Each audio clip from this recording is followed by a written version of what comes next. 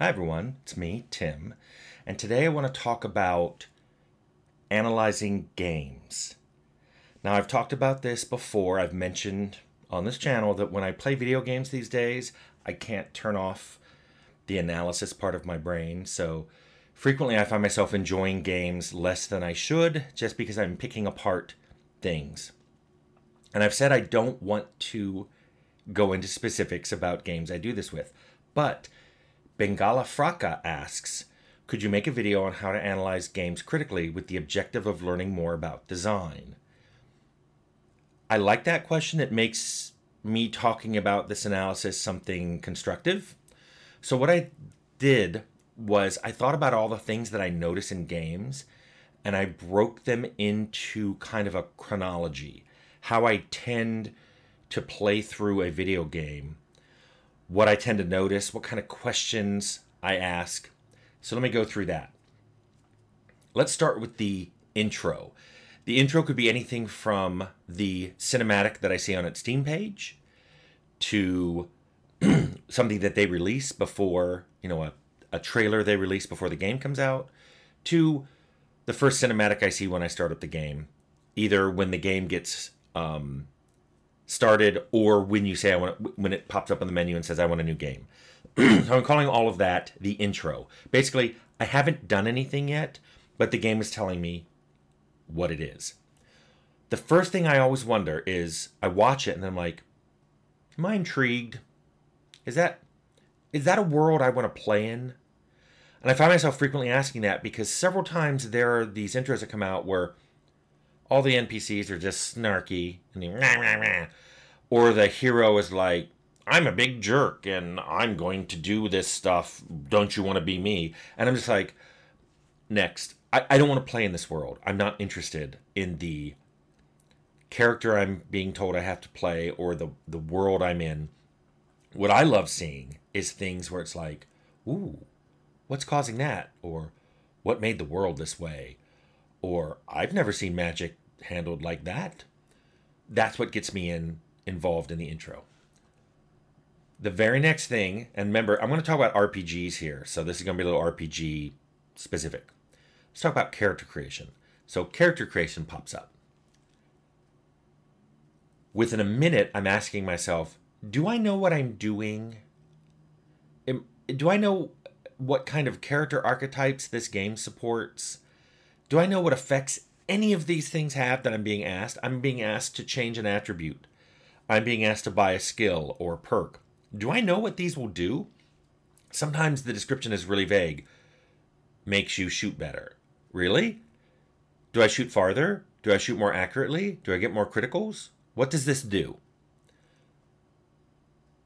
For archetypes, I look at games and I'm like, this is an RPG, but all the skills have to do with combat. I guess it's an action RPG. Or they say that dialogue is a path in this. The intro implied that you could make a talkie character, but either I don't see speech skills or I only see one speech skill and I don't see any perks that modify that skill. It makes me wonder, what exactly are they going to have me do? So those are things I'm thinking during character creation. Then I play the game. I try to turn off my brain and play the game for at least 10 minutes before I get all critical again. It's hard to do. Sometimes when I find myself doing it, I'm like, just roll with it. Roll with it, Tim. See where this goes. But then after 10 minutes, I usually pause and I go, do I even know what I'm doing? Do I have any idea where any of this is leading? Where am I going? Is there any hints of what the story is going to be? Do I even like doing this? And I know 10 minutes seems to be a little early for that, but I can tell you one thing that always jumps out at me within 10 minutes is the user interface. I always think about the UX at 10 minutes in and I go, wow, there are already pain points. Now, this is what I've said about and why I feel bad for UX designers, because the interface is something that when it's really good, you don't even really notice it. But when it's really bad, wow, you notice it. I'm saying in the first 10 minutes of playing a game, I can usually tell whether the user interface is going to annoy me or not. Some of the common pain points are information that I really want and want to access quickly and frequently, are hard to get to. You have to dive down through multiple menus to get this information. Or if I find myself repeatedly doing the same steps in the user interface where I've just memorized it's like click, bump, do, or if it's keystrokes like A, A, B, and then I'm at the interface I want all along. That makes me go, Often there are two other confusing menus, like the character sheet is hidden deep under like a status menu, or I was playing a game recently and I honestly could not find where my XP was. It appeared on the HUD when I got experience points for doing a quest or killing something. But if I just wanted to know where it was hard to find. And it was like 3 levels deep in menus. And your XP bar in an RPG, where your progression is pretty much measured by your XP. I don't know who thought that that should be buried like that, but that was a bad idea. And something that was easily popped up within 10 minutes of playing. And I was like, I don't know what they're trying to tell me here, but if they're trying to tell me that XP isn't important, they're lying. So then I go back into playing. Sometimes I write this stuff down at this point, but then I go back into playing. And then after the first hour, I stop again. And I think, does the build I'm playing feel good? Does this character that I made, usually with an idea in mind of what I wanted that character to be like, is it fun to play? Is it feeling like how this character I thought would play? And also, in a bigger scope, are these mechanics actually working the way I thought? And more importantly, are they working in this setting? You know, a good example of that is I make a dialogue character and there's literally no one to talk to in the first hour.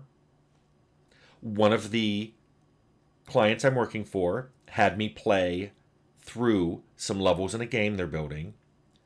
I made a dialogue character, which seemed like it was perfectly legal and possible, and I confirmed with their designers that that was a valid character.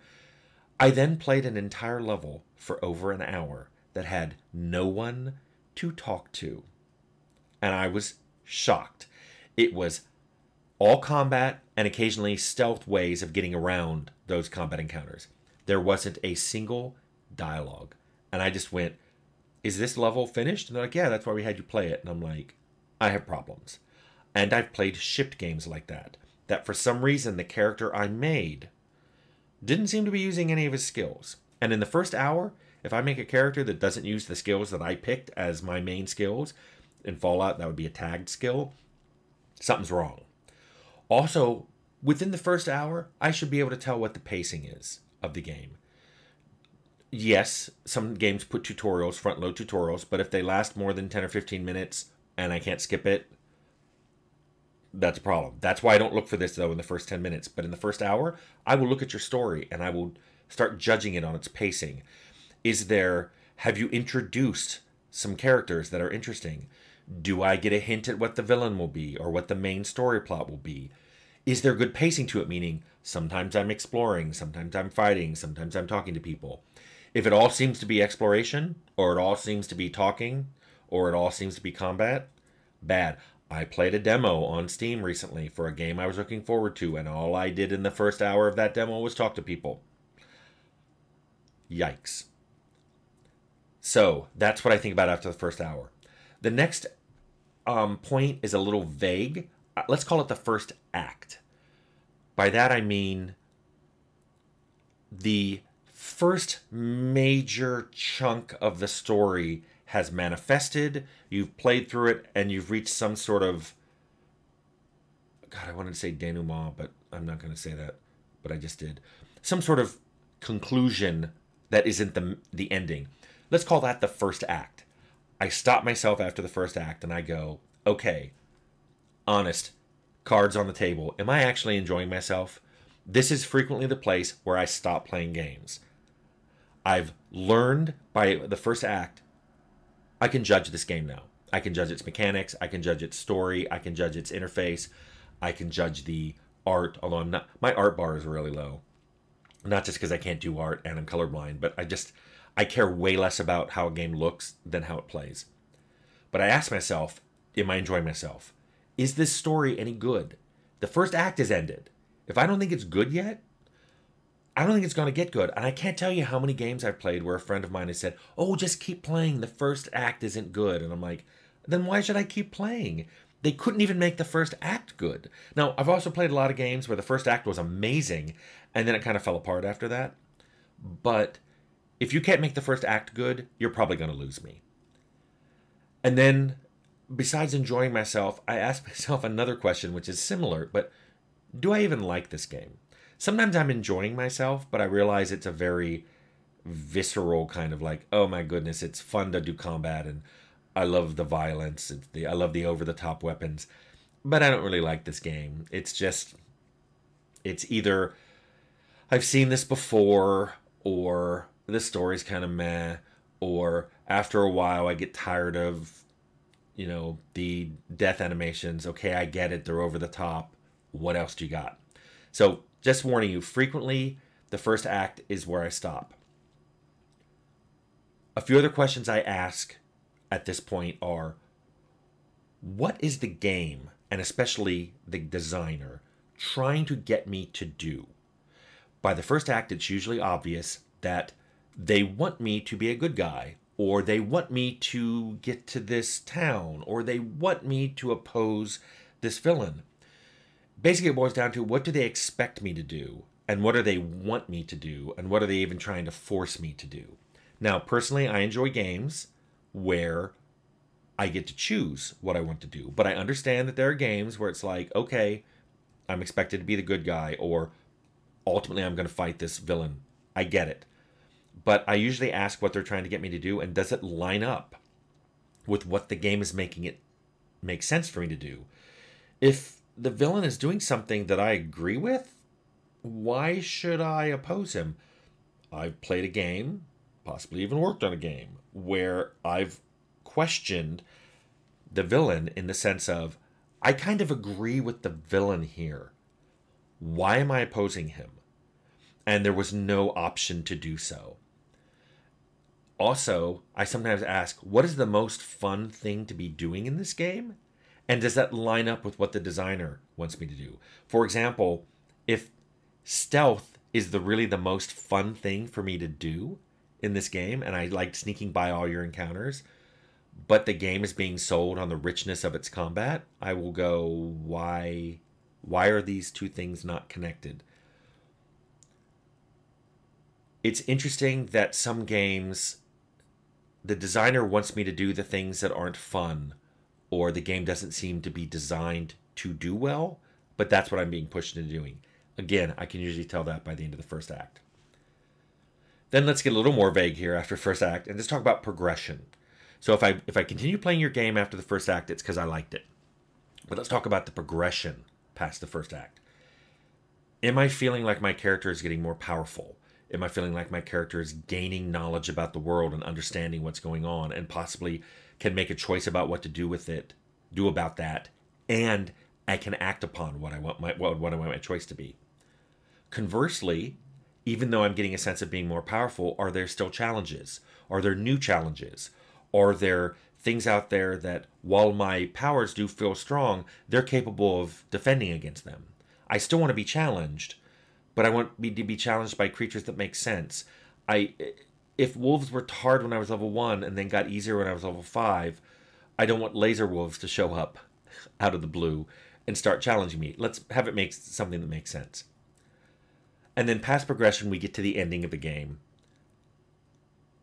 When we get to the end of the game and it finishes, the villain has his soliloquy, we have our fight, or I get around the fight, or I talk him out of it, whatever I do. The first thing I asked myself was that rewarding? Did I enjoy it? Did it make sense? That's why I hate when games do switcheroos at the end.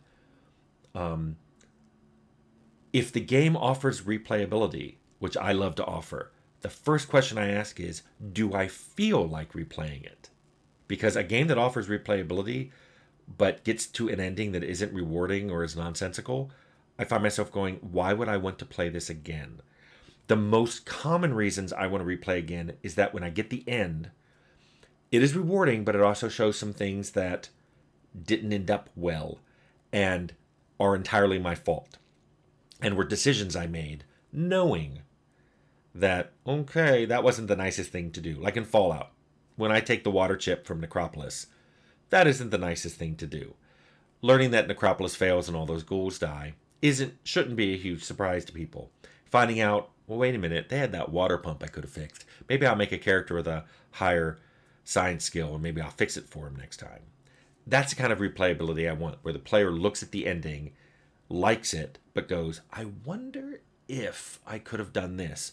Or what would have happened if I had been mean to these people? Or what would have happened if I had killed these people? Or what would have happened if I had saved these people? When games make me think that at the ending, that's when I want to replay. If a game makes me go, what was that? I usually don't want to replay. So, I tend to write all these things down when I'm done. Some of them I write down while I'm going along. But I do try to get into the game and enjoy it, but I do tend to analyze things as I go along. And I hope, Bengala Fracca, I answered your question. And maybe you can think about games you're playing, or maybe the own games you're making, in light of some of these questions and chronological points that I've talked about are a good time to think about these questions. So I hope that helped.